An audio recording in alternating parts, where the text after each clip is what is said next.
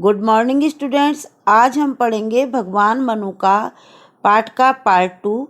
पहले पार्ट में आप भगवान मनु के बारे में पढ़ चुके हैं कि भगवान मनु ने क्या क्या कार्य किए और उन्होंने एक मनु स्मृति नाम का ग्रंथ लिखा, जिसके बारे में हम इस पार्ट में चर्चा करेंगे।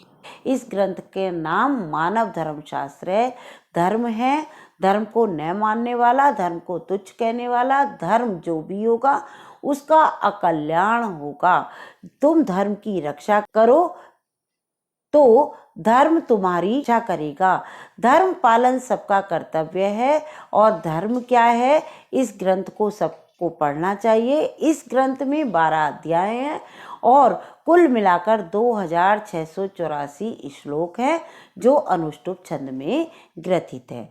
अब इसके पहले अध्याय में क्या है? इसके पहले अध्याय में है परमेश्वर ब्रह्मदेव विश्व की निर्वृत्ति, स्थूल जगत तथा सूक्ष्म जगत, चातुर्वर्ण्य तथा स्त्री पुरुष, ये विषय फर्स्ट चैप्टर में है, जो प्रथम अध्याय है।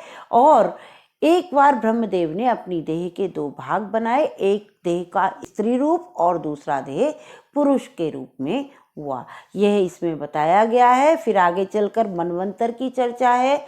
4 युग हैं, 4 वर्णों के कर्म हैं, इन विषयों का स्पष्टीकरण किया गया है। दूसरे अध्याय में मानवीय जीवन में श्रेयस्कर क्या है, उसे किस प्रकार प्राप्त करना चाहिए, यह बताया गया है। चारों वर्णों की व्यवस्था और महत्व बताया गया है। और तीसरे अध्याय में गृहस्थाश्रम का महत्व और तीनों आश्रमों का परिपालक है, नित्य श्राद्ध तथा आतिथ्य के बारे में उसमें बताया है। चौथे अध्याय में बताया है उपजीविका के साधन कैसे हों और हमारी दिनचर्या कैसी हो। 5वें अध्याय में बताया गया है मृत्यु, शौच अशौच, भक्ष अभक्ष, स्त्री धर्म, इन विषयों में बताया गया है। 6ठे अध्याय में वानप्रस्थ, पंचयज्ञ, अतिथिचर्या, परिव्राजकत्व, ध्यान योग, मोक्ष साधन, ये विषय आए हैं। धर्म के अपने अपने विवाद खड़े करते हैं। सब वास्तविक धर्म के लक्षण कोई जानता नहीं है। धर्म के मुख्य रूप से 10 लक्षण हैं: धैर्य, क्षमा, दम, चोरी न करना, शुद्धता, इंद्रिय निग्रह, बुद्धि, विद्या, सत्य और क्रोध ना करना। इन सबको स्वीकारना होगा, इन्हें कोई अमान्य नहीं कर सकता, अगर इनके बारे में कोई मतभेद भी नहीं हो सकता। 7वें अध्याय में बताया गया है अधिकतर राजधर्म के बारे में, है ना। और 8वें में बताया गया है न्यायदान विषयक नियम विस्तार से बताए गए हैं। राजसभा का महत्व, व्यवहारिक बातें, कन्यादान आदि विषयों में चर्चा है।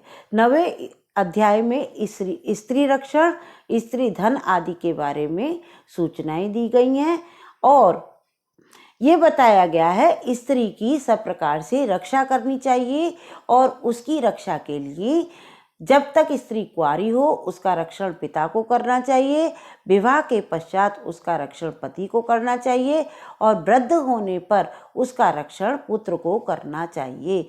किसी भी प्रकार से स्त्री को आरक्षित असहाय नहीं छोड़ना चाहिए। स्त्री को कभी भी हीन नहीं मानना चाहिए, उसका अनादर नहीं करना चाहिए। कहा भी गया है जिस कुल में पिता, पति इत्यादि के द्वारा नारी का पूजन होता है वह घर सुख से परिपूर्ण रहता है। इसके विपरीत जिस घर में नारी का अनादर होता है उस घर पर देवताओं का रोष होता है और वहाँ की कोई भी क्रिया सफल नहीं होती, उस घर का सर्व प्रकार से अवनति होती है। 10वें अध्याय में बताया गया है वर्णों का कर्तव्य तथा धन प्राप्ति और मानवीय जीवन का हेतु बताया गया है। 11वें अध्याय में स्नातकों के प्रकार बताए गए हैं तथा पश्चाताप और प्रायश्चित का निवेदन किया गया है। 12वें अध्याय में कर्मों की शुभ अशुभता बताई है। त्रिविध मानस कर्म, चतुर्विध वाचिक कर्म तथा त्रिविध शरीर कर्मों का विवरण दिया गया है। अंत में मोक्ष साधक कर्म बताए हैं और धर्म लक्षण और सिद्ध लक्षणों का निर्देश दिया गया है। अब मानव धर्म में क्या है? एक भृगु ऋषि थे। भृगु ऋषि में इतना सत्य था कि वो विष्णु तक की भी परीक्षा ले सकते थे, और उनकी परीक्षा लेते समय इस हेतु वे उन्हें लात तक मार सकते थे। ऐसे ऋषिवर भृगु मनु महाराज का सब व्याख्यान प्रवचन सुनकर भाव विभोर हो गए। यानी जो इतने सफल ऋषि थे, जो कि विष्णु को लात तक मार सकते थे परीक्षा लेते समय, वे भी मनु की बातों को सुनकर, व्याख्यान को सुनकर भाव विभोर हो गए और वे उठकर खड़े हो गए। उन्होंने हाथ जोड़ा और कहा कि इस ग्रंथ की रचना करके तुमने समूचे विश्व पर बहुत बड़ा उपकार किया है। इसमें व्यक्ति तथा समाज के आचरण के नियम बताए गए हैं तथा प्रजा तथा राजा के लिए कर्तव्य का बोध कराया गया है। ऐहिक तथा पारलौकिक उन्नति प्रदान करने के सामर्थ्य इस धर्म ग्रंथ में है। ऐहिक मतलब इस लोक, पारलौकिक यानी दूसरा लोक।